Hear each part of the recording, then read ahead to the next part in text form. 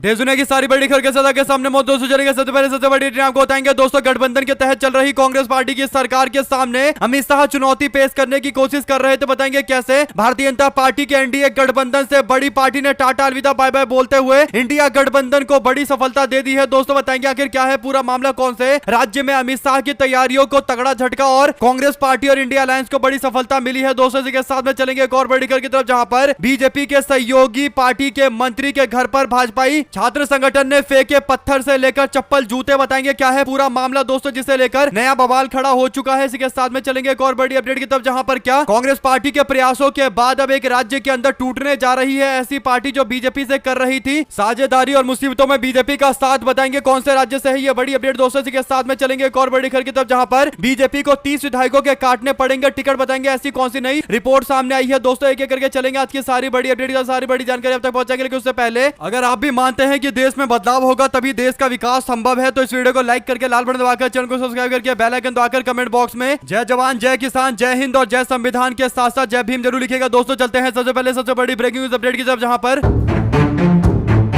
2024 के लोकसभा चुनाव में बुरी तरीके से हारने के बाद भारतीय जनता पार्टी को केवल एकमात्र उम्मीद अगर किसी राज्य से बची है दोस्तों तो वो दक्षिण के राज्यों से बची है, जहां बीजेपी चाहती है कि उसके कुछ नंबर बढ़ जाए। यानी भारतीय जनता पार्टी को अभी दक्षिण के राज्यों में 0 सीटें मिलती है दोस्तों, लेकिन बीजेपी तमिलनाडु जैसे बड़े राज्यों के अंदर कुछ सीटें जीतना चाहती है दोस्तों, या फिर वो उम्मीद करती है कि उसके कोई सहयोगी जीत जाए ताकि एनडीए गठबंधन को केंद्र में सरकार में सपोर्ट मिल जाए, ताकि नीतीश कुमार और चंद्रबाबू नायडू के भरोसे न रहना पड़े दोस्तों। और भारतीय जनता पार्टी इसीलिए अमित शाह को आगे करके दक्षिण के राज्यों के अंदर एनडीए गठबंधन की कुछ सीटें बढ़ाने की कोशिश कर रहे हैं दोस्तों। अमित शाह कई बार तमिलनाडु के चक्कर लगा चुके हैं दोस्तों, बार बार मोदी भी तमिलनाडु जाते रहते हैं। उनको लगता है कि अगर एनडीए गठबंधन को एकजुट कर लिया गया तो वहां पर कांग्रेस पार्टी की सरकार को हराया जा सकता है। हालांकि दोस्तों एनडीए गठबंधन में जो सबसे बड़ी पार्टी तमिलनाडु में है वो पार्टी एआईडीएमके पार्टी ने बीजेपी से नाराजगी जताते हुए कहा था कि वो भारतीय जनता पार्टी के साथ गठबंधन का हिस्सा जरूर है, लेकिन सरकार बनने के बाद बीजेपी के साथ कोई गठबंधन नहीं होगा। यानी केवल कांग्रेस पार्टी और डीएमके सरकार को हराने के लिए एडीएमके और भारतीय जनता पार्टी ने गठबंधन किया हुआ है। यानी कांग्रेस और डीएमके के डर से बना हुआ गठबंधन है दोस्तों। अमित शाह ने इसी तरीके का जुगाड़ करते हुए अपने नेता के अन्नामलई को भी साइडलाइन कर दिया ताकि एनडीए गठबंधन की सबसे बड़ी पार्टी एआईएडीएमके पार्टी नाराज ना हो जाए। और इसीलिए भारतीय जनता पार्टी ने काफी मिन्नतों के बाद एआईएडीएमके को मनाया दोस्तों, और उसके बाद एआईएडीएमके एनडीए गठबंधन का हिस्सा बन गया। और इसके बाद लग रहा था कि कुछ मुकाबला यहां पर हो सकता है तमिलनाडु में, क्योंकि 10 सालों से कांग्रेस पार्टी और डीएमके की सरकार है दोस्तों, और कितनी भी अच्छी सरकार चले आखिरकार सत्ता विरोधी लहर हो ही जाती है। और यही बड़ा कारण था दोस्तों कि जोरदार मुकाबले की आशंका जाहिर की जा रही थी, लेकिन एकदम से उल्टा खेल हो गया दोस्तों। दरअसल बीते दिन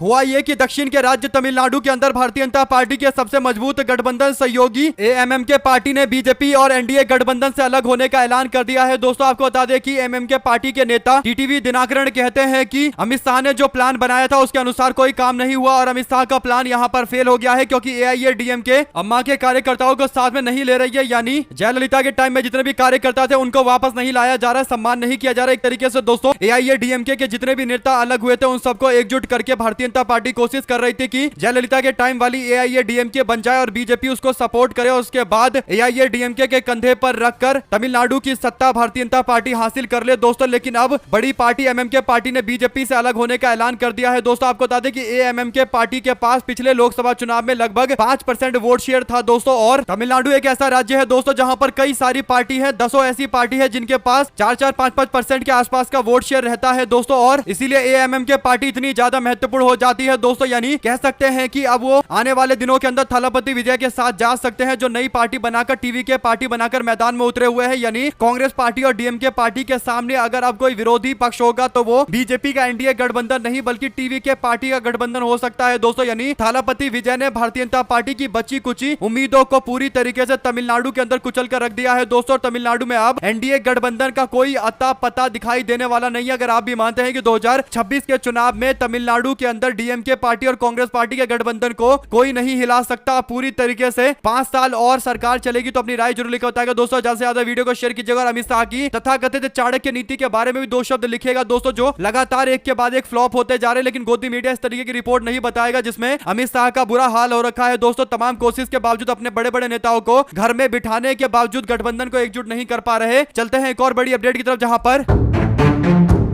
उत्तर प्रदेश की राजधानी लखनऊ के अंदर देर रात जोरदार बवाल देखने को मिला। दोस्तों, भारतीय जनता पार्टी के उत्तर प्रदेश सरकार के मंत्री ओपी राजभर के आवास के बाहर भारतीय जनता पार्टी के छात्र इकाई यानी बीजेपी का जो छात्र संगठन है दोस्तों एबीवीपी, उसके द्वारा जोरदार बवाल काटा गया। आपको बता दें कि भाजपा सरकार के मंत्री के घर के बाहर ये विरोध करने के लिए एबीवीपी के कार्यकर्ता पहुंचे और इस दौरान एबीवीपी वालों ने बोला कि ओपी राजभर ने एक इंटरव्यू के दौरान एबीवीपी वालों को गुंडा बोला था, इसी का जवाब देने के लिए आए हैं। और इसके बाद दोस्तों एबीवीपी वालों ने जोरदार तरीके से बवाल इतना किया कि मंत्री के दरवाजे के ऊपर चढ़ने की कोशिश की गई। दोस्तों, दरवाजे के ऊपर पत्थर फेंक कर मारे गए, यहां तक कि घर के अंदर भी पत्थर से लेकर चप्पल जूते भी फेंके गए और नारेबाजी की गई। इसके बाद पुलिस ने आनन फानन में स्थिति को संभाला दोस्तों, लेकिन इसके बावजूद लगातार बवाल जारी रहा। बार बार दरवाजे पर आकर जोर जोर से धक्का मारने की कोशिश की जा रही थी और एकदम अफरा तफरी का माहौल बना दिया गया था। दोस्तों, ऐसे में समाजवादी पार्टी समेत अलग अलग विपक्षी पार्टियों ने पूरे मामले पर अपनी अपनी प्रतिक्रिया दी है। सपा ने कहा कि बीजेपी सरकार के मंत्री के घर के बाहर एबीवीपी के धरना प्रदर्शन हुआ है और बीजेपी के छात्र संगठन एबीवीपी के छात्र और छात्राओं को गुंडा कहने को लेकर यह नाराजगी जताते हुए विरोध किया जा रहा है। छात्रों ने मंत्री से इस्तीफा मांगा है और बीजेपी सरकार के मंत्री को बर्खास्त करने की मांग की है। बीजेपी सरकार के मंत्री के बयान से छात्र काफी ज्यादा गुस्से में है और इसके बाद अखिलेश यादव ने प्रतिक्रिया दी। दोस्तों, अखिलेश कहते हैं कि ये जो घटना हुई है वो बीजेपी के अंदर वर्चस्व को साबित करने की अंदरूनी लड़ाई का परिणाम है। लिखा कि ये परिषद बनाम वाहिनी के दो पार्टों के बीच पिट रहे लोगों का मामला है। आगे कहते हैं कि बीजेपी वाले इसी तरीके से बहलाते हैं, पहले आपसी लड़ाई झगड़े में खुद ही पिटवाते हैं, फिर दिखावटी माफी मांगने के लिए कान में फुसफुसाते हैं। तंज करते हुए उन्होंने कहा कि मुख्य पिटवा रहे हैं या उप उनका हाल पूछने आ रहे हैं, आखिर ये मामला क्या है। घटना का वीडियो घर घर पहुंचने के बाद छात्र सोच रहे हैं कि अब किस मुंह से हम कहेंगे कि हम सत्ताधारी दल के खेमे के लोग हैं। सपा प्रमुख ने घायलों को समुचित इलाज कराने के साथ साथ 1 लाख रुपए के मुआवजे की भी मांग की है। दोस्तों, कुल मिलाकर अखिलेश यादव का निशाना भारतीय जनता पार्टी के अंदर जारी आंतरिक गुटबाजी की ओर है दोस्तों, जिसमें दावा किया जाता है कि मुख्यमंत्री और उप मुख्यमंत्री के बीच में जोरदार तरीके से विवाद है। दोस्तों, कुल मिलाकर राजभर ने संजय निषाद का साथ दिया था बीजेपी के खिलाफ हमला करने के लिए, शायद ये भी एक बड़ा कारण हो सकता है। जो भी जानकारी इससे जुड़ी आती रहेगी आप लगातार पहुंचाएंगे। चलते हैं एक और बड़ी अपडेट की तरफ, जहां पर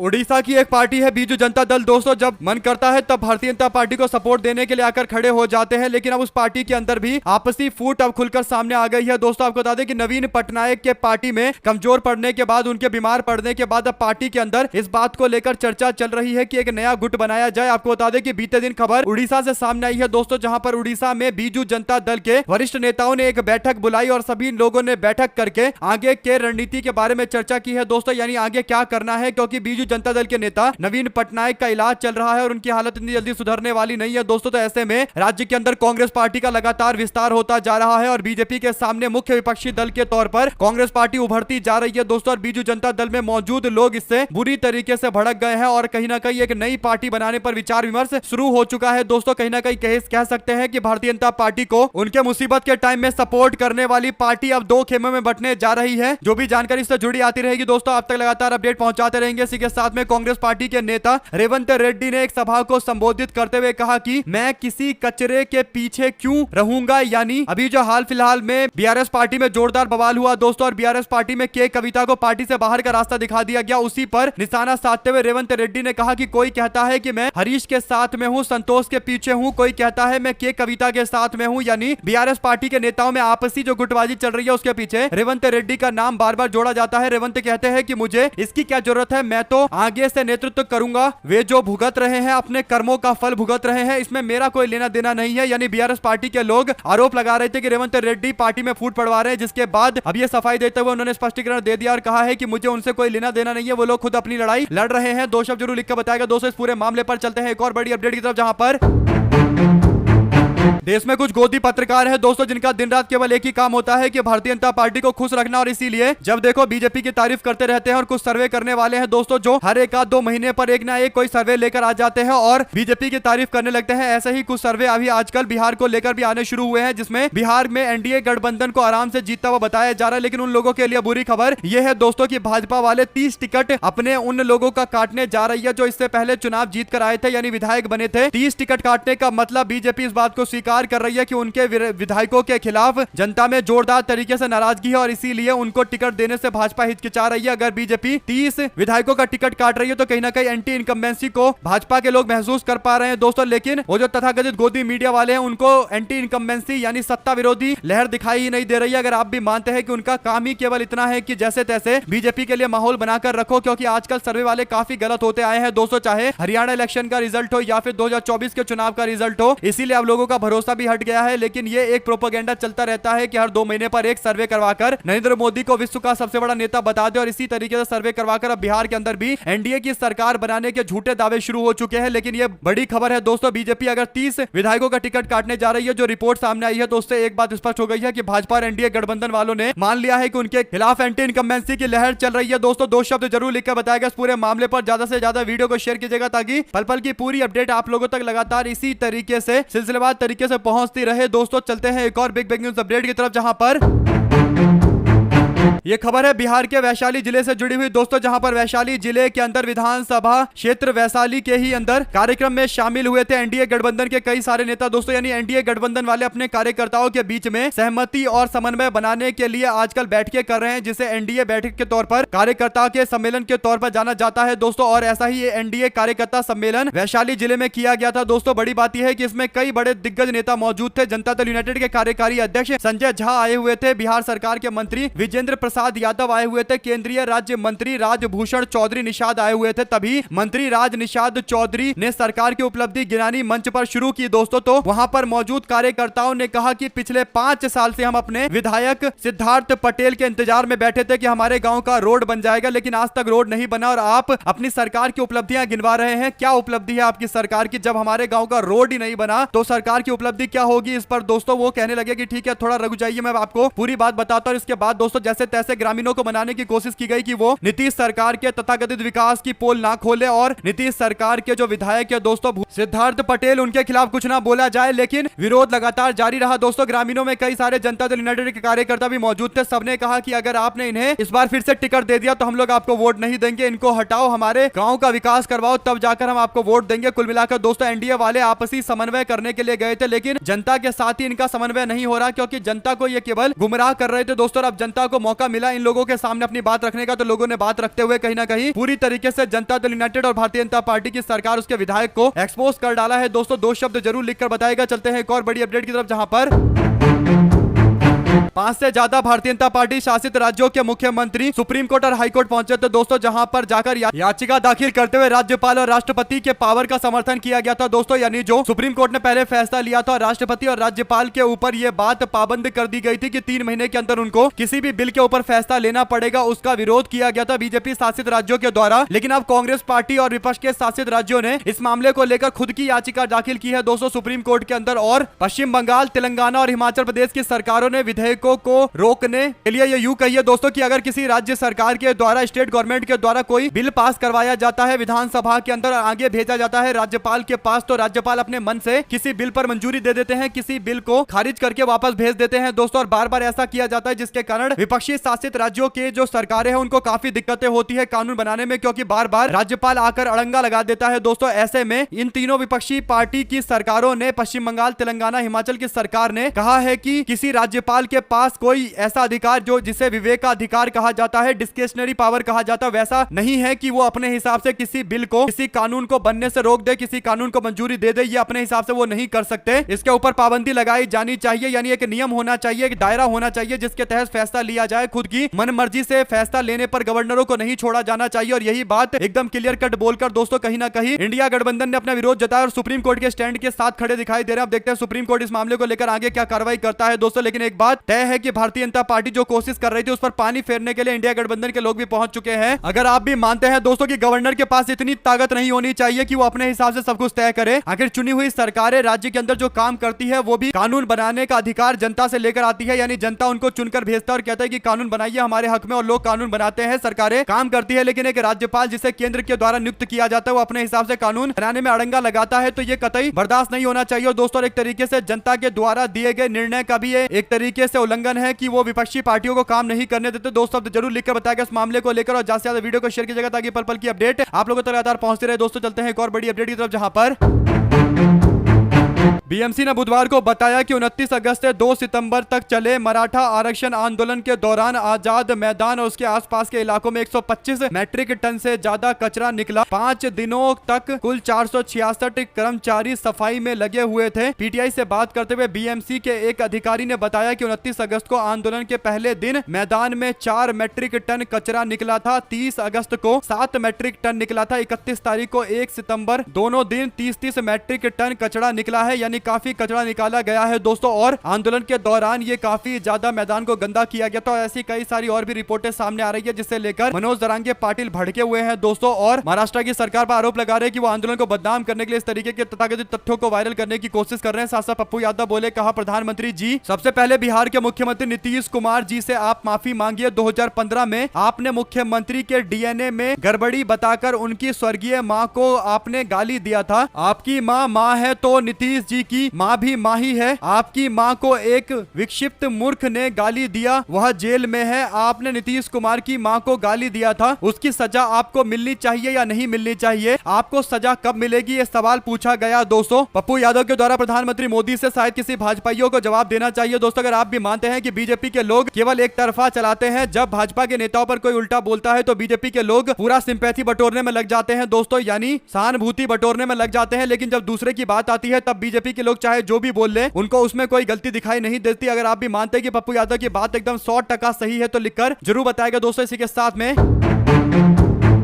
भारत राष्ट्र समिति की नेत्री के कविता ने अपनी पार्टी के एमएलसी के पोस्ट से इस्तीफा दे दिया है। एक दिन पहले उनको पार्टी ने बीआरएस से बाहर निकाला था, यानी बीआरएस पार्टी से बाहर का रास्ता दिखा दिया था। अनुशासनहीनता के मामले पर कार्रवाई की गई थी। पार्टी विरोधी गतिविधि में संलिप्तता के कारण यह कार्रवाई की गई थी दोस्तों। लेकिन अब के कविता ने कहा कि अगर उनको पार्टी से बाहर निकाल दिया गया है तो फिर वो अपने एमएलसी के पोस्ट से भी इस्तीफा दे रही है। इसकी वजह कई सारी हो सकती है दोस्तों, लेकिन एक बात जो है वो स्पष्ट कर रही है के कविता की वो एमएलसी का पोस्ट नहीं रखना चाहती। वो किसी पोस्ट के लालच में नहीं है। ऐसा नहीं है कि पार्टी ने उनको हटा दिया तो वो एमएलसी बने रहेंगे। उन्होंने एमएलसी के पोस्ट से इस्तीफा दे दिया और कहीं ना कहीं आगे की लड़ाई और कठिन है, लेकिन लड़ी जाएगी, इस तरीके से बोलते हुए मैदान में उतरती हुई दिखाई दे रही है दोस्तों। आने वाले दिनों के अंदर बीआरएस के अंदर जो परिवार का आंतरिक संघर्ष है ये और ज्यादा बढ़ता हुआ दिखाई देने वाला है। इसी के साथ में 2029 में मोदी जी बनारस छोड़कर भागेंगे। कांग्रेस पार्टी के नेता और प्रदेश के अध्यक्ष उत्तर प्रदेश के अजय राय ने यह बयान दिया है दोस्तों। अजय राय ने पिछली बार नरेंद्र मोदी को कई राउंड में पीछे कर दिया था दोस्तों, लेकिन बाद में अंततोगत्वा बीजेपी की वहां सरकार बन गई, भारतीय जनता पार्टी का सांसद बन गया, नरेंद्र मोदी जीत गए दोस्तों। लेकिन जिस तरीके का चुनाव अजय राय लड़े थे, इससे एक बात स्पष्ट थी कि आने वाले दिनों के अंदर ये सीट बीजेपी के लिए सबसे मुश्किल सीट होने जा रही है दोस्तों। अगर आप भी मानते हैं कि वाराणसी को लेकर जो उन्होंने वोटर लिस्ट के बारे में दावा किया था उस पर भी अब खुलासा करना चाहिए तो लिखकर जरूर बताएगा। चलते हैं एक और बड़ी अपडेट की तरफ, जहां पर समाजवादी पार्टी के द्वारा भारतीय जनता पार्टी पर एक और गंभीर आरोप लगाया गया है दोस्तों। समाजवादी पार्टी मीडिया सेल की ओर से एक तस्वीर शेयर की गई है दोस्तों। इसमें लिखा गया है कि बीजेपी सदैव दलितों पिछड़ों का अपमान करती रहती है, इसलिए एक बार फिर से दलित सांसद का अपमान बीजेपी वालों ने किया है। बीजेपी के दलित पिछड़े सांसद विधायकों का रोजाना अपमान किया जाता है, लेकिन ये लोग अपने निजी स्वार्थों के लिए बीजेपी की गुलामी करते हैं। दरअसल दोस्तों कहा गया कि जब ये लोग खुद अपना सम्मान नहीं करवा पाएंगे तो आम दलित पिछड़ा जनता के सम्मान और अधिकार की लड़ाई कैसे लड़ेंगे। दरअसल बीजेपी के अलीगढ़ के सांसद सतीश गौतम सोफे पर बैठे हुए हैं दोस्तों, और हाथरस से दलित सांसद अनूप वाल्मीकि एक कुर्सी पर बैठे हुए हैं, यानी उनके लिए कुर्सी मंगवाई गई है दोस्तों। ऐसे में आप क्या कहना चाहते हैं पूरे मामले में, अपनी राय जरूर लिखकर बताएगा दोस्तों। ज्यादा से ज्यादा वीडियो को शेयर कीजिएगा। चलते हैं एक और बड़ी अपडेट की तरफ, जहां पर